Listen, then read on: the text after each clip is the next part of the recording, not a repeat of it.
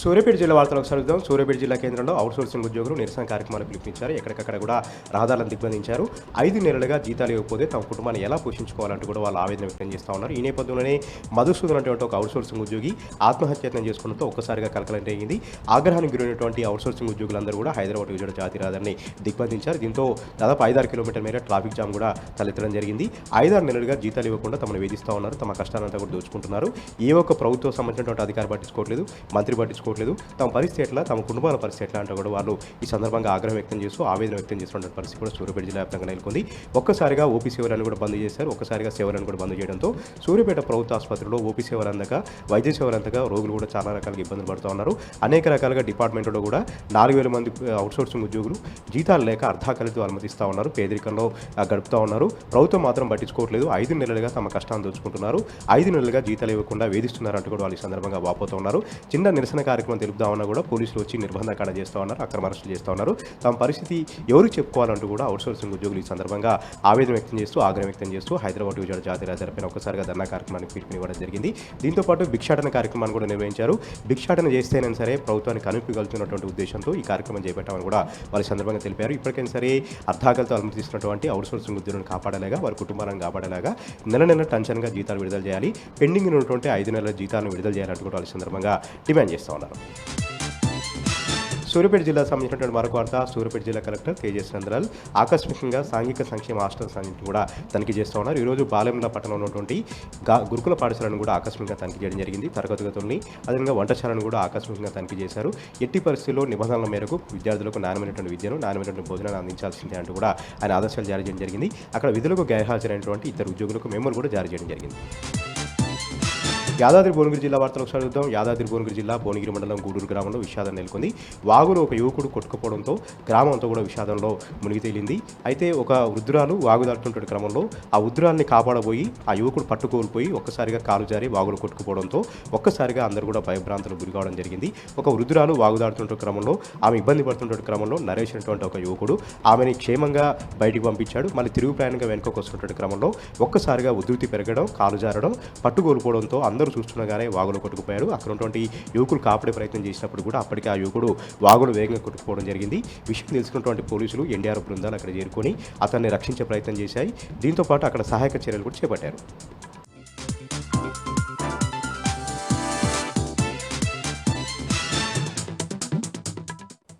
హన్మకొండ జిల్లా ప్రధాన వార్తలను పరిశీలించినట్టయితే షాయంపేట మండలం కొప్పుల గ్రామంలో మాజీ ఎమ్మెల్యే గండ్ర వెంకటరమణారెడ్డి పర్యటించారు. ప్రధానంగా బీఆర్ఎస్ హయాంలో తాను ఎమ్మెల్యేగా ఉన్నప్పుడు తీసుకొచ్చినటువంటి పనులకు సంబంధించి, మంజూరైనటువంటి పనులకు సంబంధించి వేసినటువంటి అప్పటి శిలాఫలకాలు, అదేవిధంగా కొత్తగా నేనే తీసుకొచ్చానని ఎమ్మెల్యే గండ్ర సత్యనారాయణరావు చెప్తున్నటువంటి శిలాఫలకాల దగ్గర నిలబడి రాష్ట్ర ప్రభుత్వాన్ని, అదేవిధంగా ఎమ్మెల్యే గండ్ర సత్యనారాయణను విమర్శించిన సందర్భం కనిపిస్తూ ఉంది. గత బీఆర్ఎస్ హయాంలోనే అన్ని పనులు మంజూరు చేయిస్తే నేను మళ్ళీ తీసుకొచ్చాననే విధంగా శిలాఫలకాలు వేయడం ఏంటా అని చెప్పి గండ్ర సత్యనారాయణ తీరు పట్ల గండ్ర వెంకటరమణారెడ్డి మండిపడ్డటువంటి సందర్భం కనిపిస్తూ ఉంది.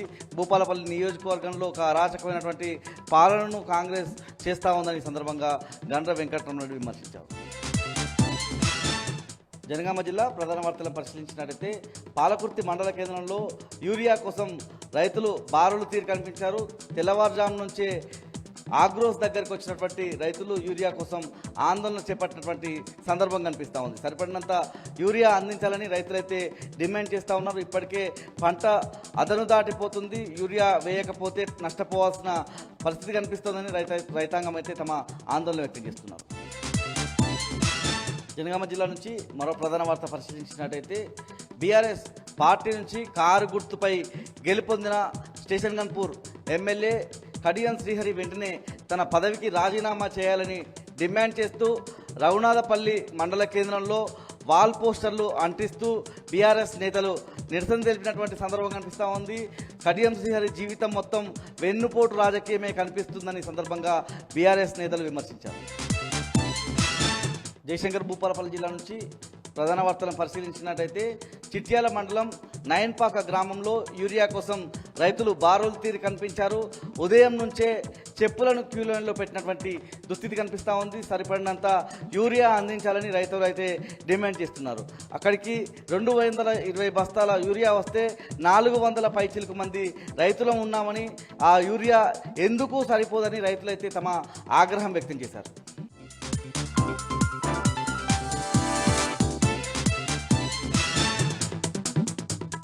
జగిత్యాల జిల్లా నుంచి ఇవాళ వార్తలు ఒకసారి పరిశీలిస్తే మల్యాల మండలం కొండగట్టులో ఉన్నటువంటి ప్రముఖ పుణ్యక్షేత్రం కొండగట్టు ఆంజనేయ స్వామి క్షేత్రంలో ఇవాళ చొప్పదండి మాజీ ఎమ్మెల్యే సుంకే రవిశంకర్ ప్రత్యేక పూజలు నిర్వహించిన అనంతరము మాజీ ఎంపీ సంతోష్ కుమార్ ఇచ్చినటువంటి పిలుపు మేరకు ఊరుకో జమ్మి చెట్టు గుడికో జమ్మి చెట్టు అనే కార్యక్రమంలో భాగంగా ఇవాళ కొండగట్టు ఆంజనేయ స్వామి క్షేత్రంలో మొక్క నాటారు.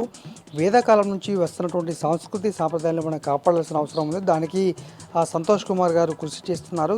క్రమంలో భాగంగా ఇవాళ కొండగట్టు క్షేత్రంలో తాము మొక్కలు నాటడం జరిగిందని కూడా ఈ సందర్భంగా చెప్పడం జరిగింది. పురాతన కాలం నుంచి వస్తున్నటువంటి ఈ సాంప్రదాయాన్ని తాము కొనసాగిస్తామని కూడా చెప్పడం జరిగింది. ఇక మెట్పల్లికి సంబంధించి అవుట్సోర్సింగ్ ఉద్యోగులు మెడికల్ అవుట్సోర్సింగ్ ఉద్యోగులు కూడా ధర్నా నిర్వహించారు.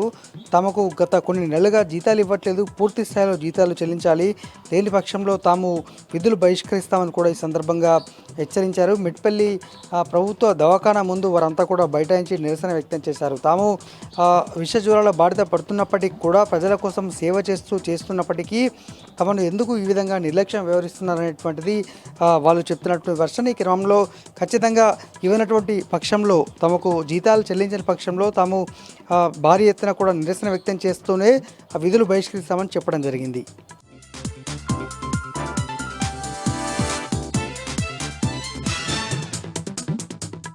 పెద్దపల్లి జిల్లాకు సంబంధించి ఈరోజు ప్రధాన వార్తలు చూసుకున్నట్లయితే సింగరేణి కార్మికులకు ఈ ఏడాది ఇవ్వాల్సినటువంటి లాభాల వాటాలో సింగరేణి సంస్థ రాష్ట్ర ప్రభుత్వం కూడా జాపం చేయడాన్ని నిరసిస్తూ కూడా ఈరోజు టీబీజీకేఎస్ ఆధ్వర్యంలో కూడా హైదరాబాద్లో ఉన్నటువంటి సింగరేణి భవన్ ముట్టడికి టీబీజీకేఎస్ పిలువడం జరిగింది. ఈ నేపథ్యంలోనే హైదరాబాద్ తరలి వెళ్తున్నటువంటి టీబీజీకేఎస్ నాయకులను ఎక్కడికక్కడ కూడా పోలీసులు ముందస్తు అరెస్ట్ చేయడం జరిగింది. రామగుండం రీజియన్లో ఉన్నటువంటి రీజియన్ 1, రీజియన్ 2, రీజియన్ 3లో ఉన్నటువంటి గోదావరి కాలనీ, సెన్నర్ కాలనీ, ఏటింగ్లైన్ కాలనీలో ఉన్నటువంటి టీబీజీకేఎస్ నాయకులందరినీ కూడా ఎక్కడికక్కడ కూడా పోలీసులు ముందస్తు అరెస్ట్ చేయడం జరిగింది. అయితే దీనిపైన తీవ్రంగా ఖండించినటువంటి టీబీజీకేఎస్ అధ్యక్షుడు మిర్యాల రాయరెడ్డి మాట్లాడుతూ కూడా ప్రజాస్వామికబద్ధంగా కూడా సింగరేణి సీఎండీ కలవడానికి మా యొక్క సమస్యలను పరిష్కరించాలంటూ కోరడానికి వినతి పత్రాన్ని గీయడానికి వెళ్తున్నటువంటి టీబీజీకేఎస్ నాయకులను ఇలా పోలీసులు అక్రమంగా అరెస్ట్ చేయడం అప్రజాస్వామికం అంటూ కూడా ఆయన ఆరోపించడం జరిగింది.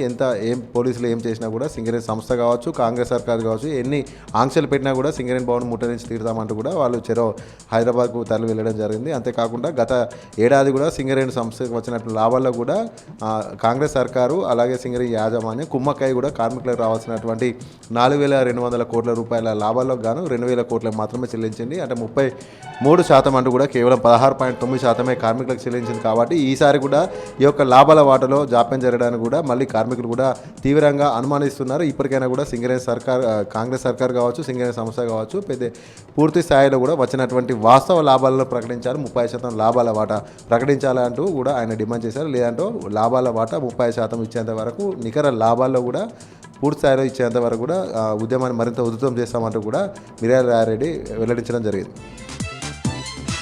అలాగే మరొక ప్రధాన వార్త చూసుకున్నట్లయితే గ్రీన్ ఇండియా ఛాలెంజ్లో భాగంగా green India challenge coordinator Satish ఆధ్వర్యంలో కూడా రామగుండం నియోజకవర్గం గోదావరి కాని గడ్డ మీద వీరాంజనేయ స్వామి ఆలయంలో జమ్మి చెట్టు నాటడం జరిగింది. ఈ సందర్భంగా ఈ యొక్క కార్యక్రమంలో రామగుండం మాజీ MLA Korukanti Chandar, green India challenge coordinator Satish పాల్గొని కూడా జమ్మి చెట్లు నాటడం జరిగింది. ఈ సందర్భంగా వారు మాట్లాడుతూ కూడా తెలంగాణకు హరితహారం పేరుతో కోట్లాది మొక్కలు నాటించినటువంటి ఘనత జోనిపల్లి సంతోష్ కుమార్కు చెందుతున్నట్టు కూడా వారు వ్యాఖ్యానించడం జరిగింది.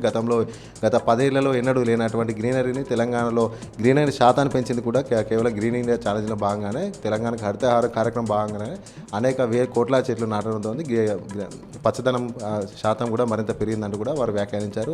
ఈ సందర్భంగా ఏదైతే మరుగున పడుతున్నటువంటి కొన్ని జాతుల చెట్లను సంరక్షించడం మన అందరిపైన బాధ్యత ఉంది. కాబట్టి ప్రతి ఒక్కరు కూడా ప్రతి ఆలయానికి ఒక్కో జమ్మి చెట్టు అనే ఒక కార్యక్రమంలో భాగంగా నేడు జమ్మి చెట్టు నాటడం జరుగుతుందంటూ కూడా వారు వెల్లడించడం జరిగింది. ప్రతి ఒక్కరు కూడా పర్యావరణాన్ని పరిరక్షించే విధంగా, పర్యావరణం పెంపొందించే విధంగా కూడా, అలాగే సాంప్రదాయబద్ధమైనటువంటి జమ్మి చెట్టు వంటి వాటిని కూడా పెద్ద ఎత్తున నాటిన చెట్లను పరిరక్షించాలంటూ కూడా ఈ సందర్భంగా వారు వెల్లడించడం జరిగింది.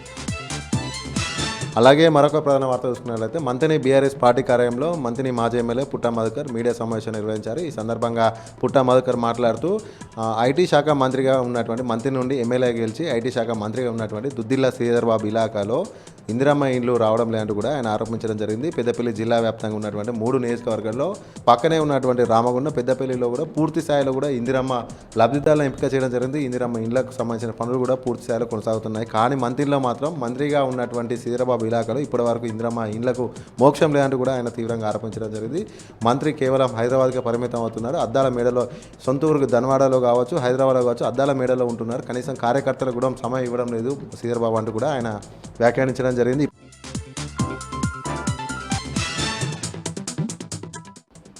ఆదిలాబాద్ జిల్లా వార్తల విషయానికి వస్తే జిల్లాలో యూరియా కోసము రైతులకు తిప్పలు తప్పడం లేదు. యూరియా కోసం రైతులు పడరాని పాటలు పడుతున్నారు. యూరియా కోసం క్యూ లైన్లో నిలబడ్డ ఓ ఆదివాసీ రైతుపై పోలీసులు చేయి చేసుకున్నారు. ఈ సంఘటన బేలా మండల కేంద్రం జరిగింది. బేలా మండల కేంద్రంలోని పిఏసి సెంటర్ వద్ద ఈరోజు ఉదయం 4 గంటల నుంచే పెద్ద ఎత్తున రైతులు తరలివచ్చారు. మహిళలు కూడా పెద్ద సంఖ్యలో తరలిరావడంతో ఒకసారిగా అక్కడ ఉద్రిక్త వాతావరణం ఏర్పడింది.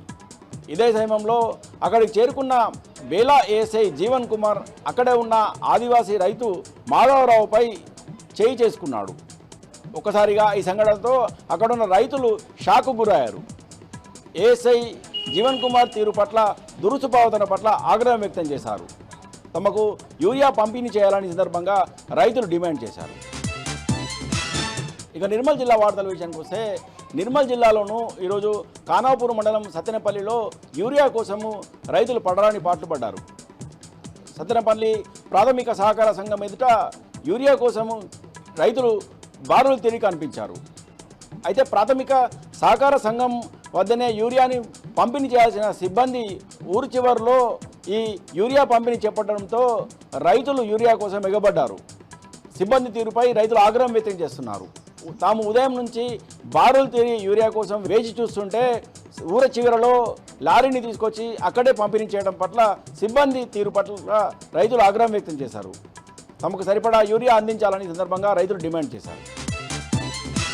ఇక మరో వార్తా విషయానికి వస్తే గత 2 సంవత్సరాలుగా పెండింగ్లో ఉన్న ఎస్ఎఫ్సి నిధులను వెంటనే విడుదల చేయాలని నిర్మల్ జిల్లా మాజీ జెడ్పీటీసీలు జిల్లా కలెక్టర్ అభిలాష అభినవ్ను కలిసి వినతి పత్రం సమర్పించారు. 2023-24 సంవత్సరంలో జిల్లా వ్యాప్తంగా కూడా అన్ని మండలాల్లో 6,30,00,000 రూపాయల నిధులతో అన్ని మండలాలలో అభివృద్ధి కార్యక్రమాలు చేపట్టామని, అయితే గత 2 సంవత్సరాలు కూడా తమకు నిధులు మంజూరు కాకపోవడంతో ఇబ్బందులు ఎదుర్కొంటున్నామని, ఇప్పటికైనా ప్రభుత్వం వెంటనే స్పందించి తమకు రావాల్సిన బకాయిలను వెంటనే చెల్లించే విధంగా చర్యలు చేపట్టాలని సందర్భంగా జిల్లా కలెక్టర్కు మాజీ జెడ్పీటీసీలు విజ్ఞప్తి చేశారు. ఈ కార్యక్రమంలో మాజీ జెడ్పీటీసీలు శ్యామ్ సుందర్తో పాటు పలువురు మాజీ జెడ్పీటీసీలు పాల్గొన్నారు.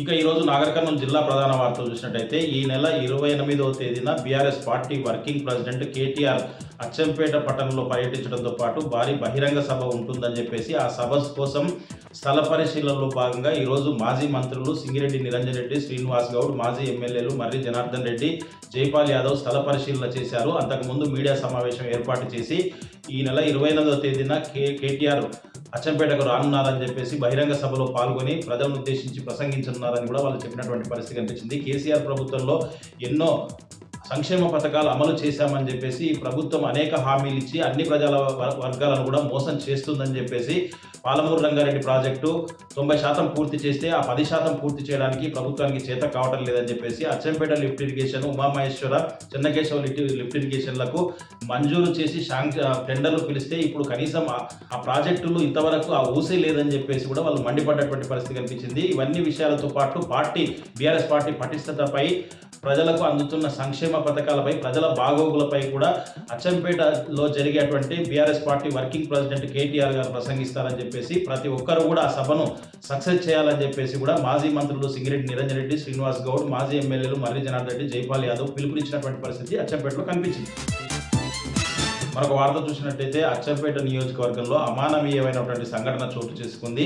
లింగాల మండలం ఈర్లపెంటకు చెందినటువంటి గురువమ్మ అనే మహిళ అనారోగ్యంతో గత 10 రోజుల క్రితం అచ్చంపేట ఆసుపత్రికి వెళ్ళగా అక్కడి నుంచి మాబ్నార్కు ఆమెను రెఫర్ చేశారు. ఆమె అనారోగ్యంతో నిన్న మృతి చెందింది. అయితే అక్కడి నుంచి అంబులెన్స్లో అచ్చంపేట నియోజకవర్గాన్ని గురువమ్మ మృతదేహాన్ని తీసుకొచ్చి ఎటుగాని పరిస్థితుల్లో ఈర్లపెంటకు తీసుకెళ్లకుండా అంబులెన్స్ వాళ్ళు ఫరహాబాద్ వద్దనే వదిలిపెట్టిపోవడంతో, అది కూడా రాత్రి సమయంలో అడవిలో వదిలిపెట్టకపోవడంతో అక్కడ చూసిన వాళ్ళంతా కూడా కంట తడి పెట్టినటువంటి పరిస్థితి కనిపించింది. ఇదేం పరిస్థితి అని చెప్పేసి అక్కడ ఉన్నటువంటి ఐటీడీఏ అధికారులను కూడా అడిగేసరికి వాళ్ళు ఎవరు కూడా స్పందించలేదని చెప్పేసి, ఫోన్లు చేస్తే కూడా రెస్పాన్స్ లేదని చెప్పేసి కూడా బాధితులు ఆరోపిస్తున్నటువంటి పరిస్థితి కనిపించింది. మానవీయ కోణంలో ఆలోచిస్తే నిజంగా కూడా ఈ సంఘటన చాలా దుర్మార్గమైనటువంటి చర్య అని చెప్పేసి, ఒక చెంచుపెంటల్లో ఒక చెంచు మహిళ మృతి చెందితే ఆమెను ఇంటి దగ్గర చేర్చకుండా మృతదేహాన్ని మధ్యలో వదిలిపెట్టిపోవడంపై దీనికి కారణమైనటువంటి బాధ్యులు ఎవరైతే ఉన్నారో వాళ్ళందరిపైన కూడా చర్యలు తీసుకోవాలని చెప్పేసి కూడా చెంచు లోకంతో పాటు పలువురు డిమాండ్ చేస్తున్నటువంటి పరిస్థితి కనిపించింది.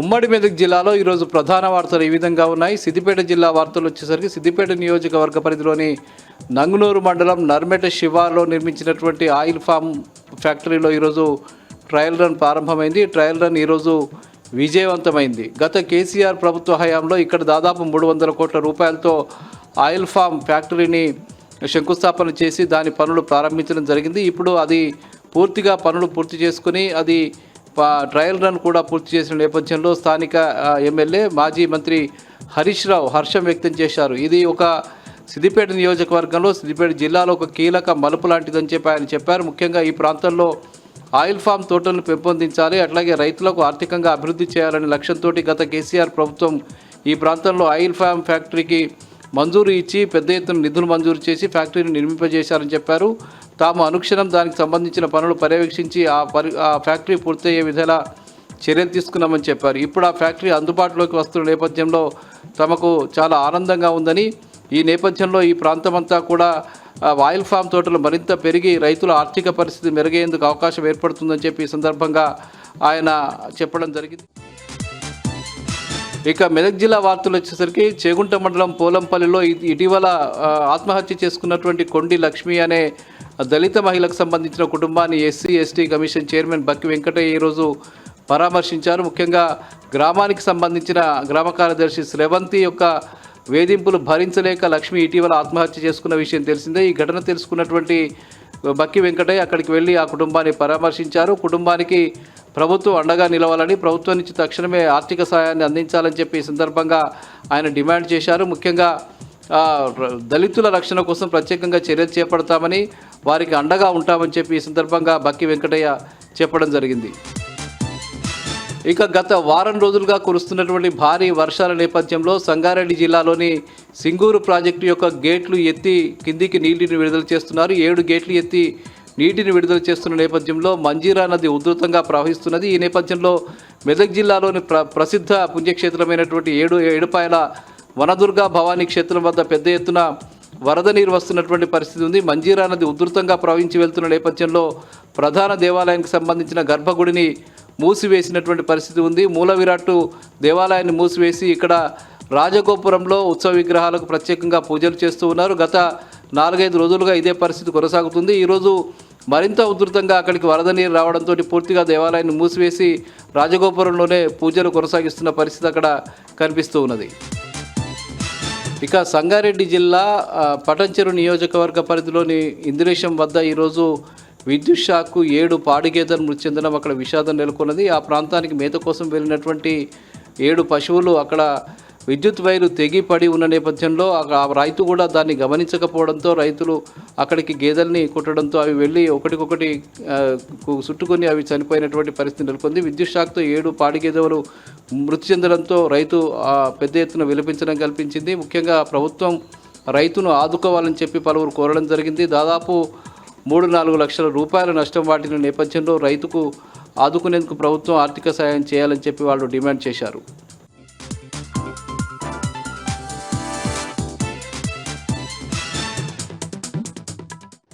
జోగులాంబ గద్వాల జిల్లా జూరాల ప్రాజెక్టు దిగువన కృష్ణానదిపై నూతనంగా నిర్మించే బ్రిడ్జి నిర్మాణంపై వివాదం కొనసాగుతుంది.